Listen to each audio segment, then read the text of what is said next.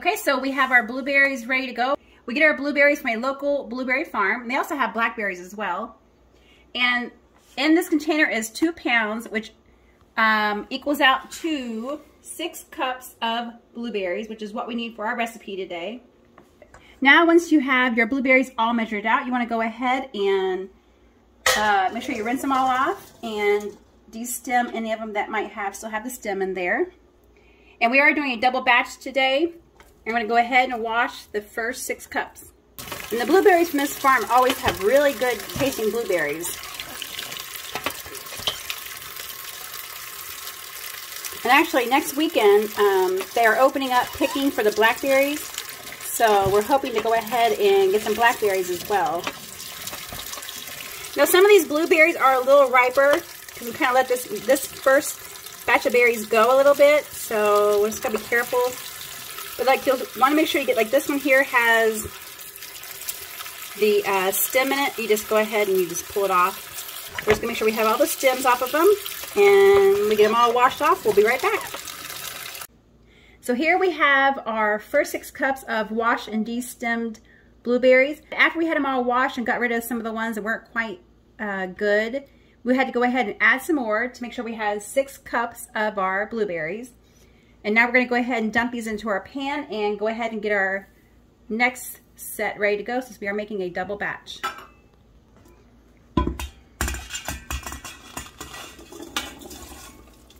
Okay, so there is our first 6 cups of berries. We'll go ahead and set these aside and get our other ones washed, ready to go. So here's our other 6 cups of blueberries that we've got rinsed and de-stemmed. Now you just want to go ahead and take your potato masher and go ahead and smush your berries up.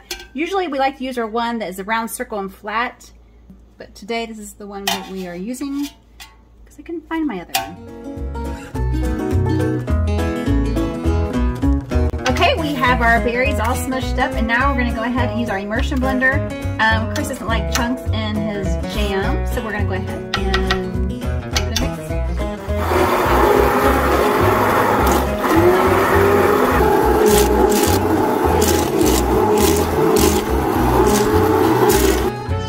So here's our blueberries, and now we're going to go ahead and add our 2 packages of pectin, and then we're going to bring it to a full rolling boil. Make sure when it's, you'll know it's ready when you stir it, and it continues to boil as you are stirring it.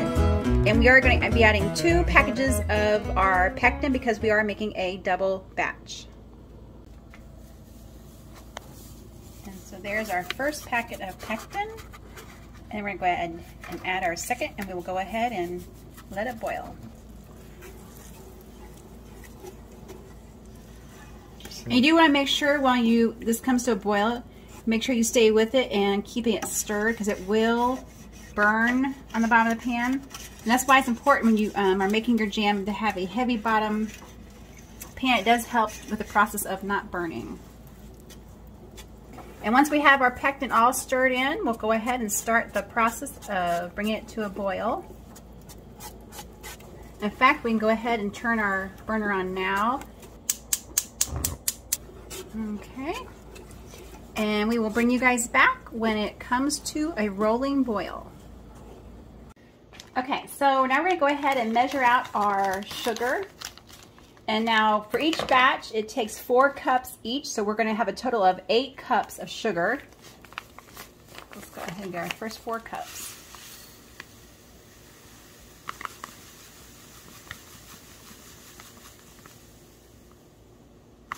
And we are using the pure cane sugar. So there's our first 4 cups of sugar going in.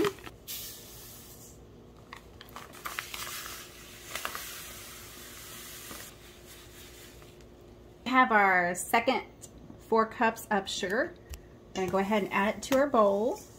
So now in our bowl we have 8 cups of sugar altogether. It's very important, you want to go ahead and make sure you constantly are stirring this, because it doesn't take long for it to feel like it's going to be, get scorching. So just keep on stirring until you get to the rolling boil point. And we're almost there, just not quite. Okay, I think we have reached a point where we can go ahead and start adding our sugar now. As I'm stirring it, it's still bubbling. So I think that's good enough. And we're going to go ahead and add our sugar.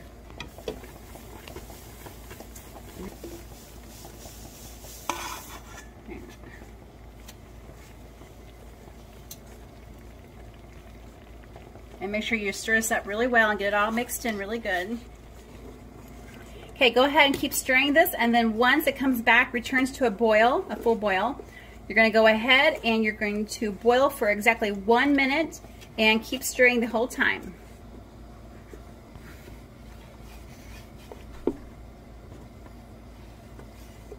Sure doesn't look blue when they're called blueberries. It looks more like we had raspberries or strawberries.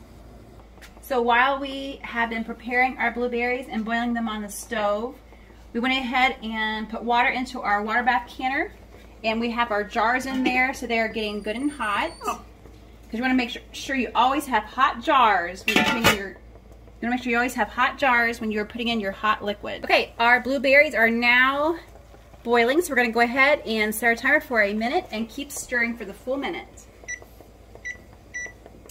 Then once the minute is up, if there's any foam on top of your berries, you want to make sure you go ahead and skim it off with a metal spoon.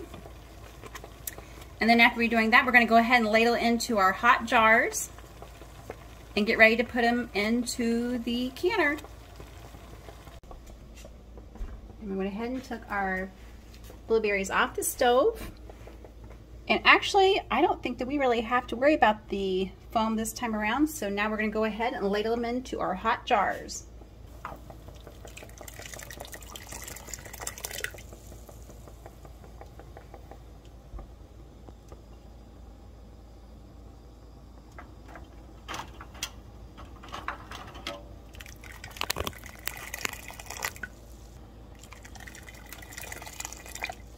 And also for your canning jars, it's always a good thing when you're adding them to your pot to make sure you don't see any cracks or chips in your jars.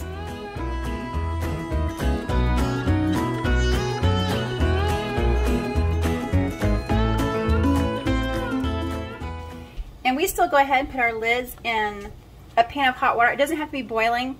And anymore, they say you don't even have to do this part.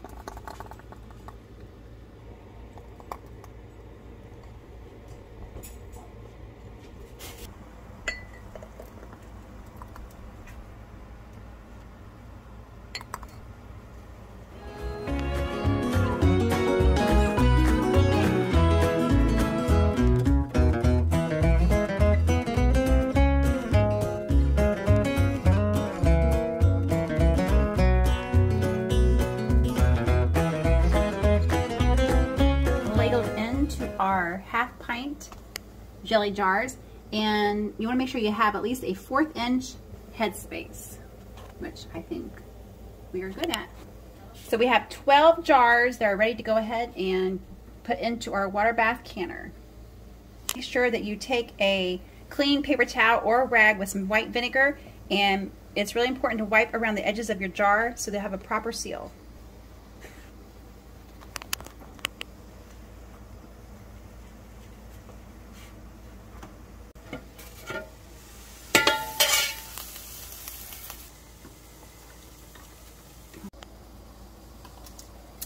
You want to be very careful while putting on the lids because it is very hot. So you want to make sure that you do not over tighten your rings when you're putting them on.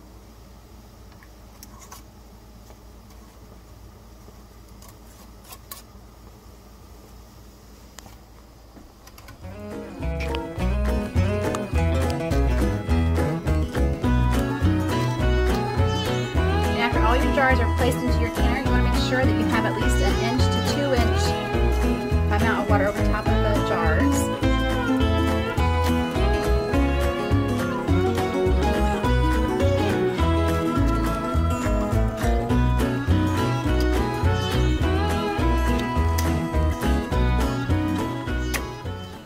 Okay, we now have our 12 jars in there, and we're going to go ahead and put the lid on there. And when it comes to a boil, you process them for 10 minutes. The timer has gone off, And it's time to go ahead and get them out and listen for the pings.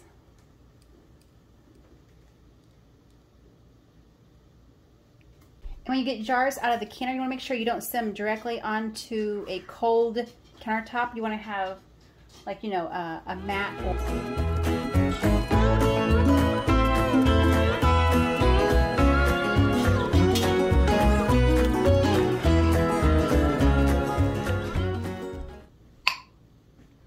The first ping, that's always good.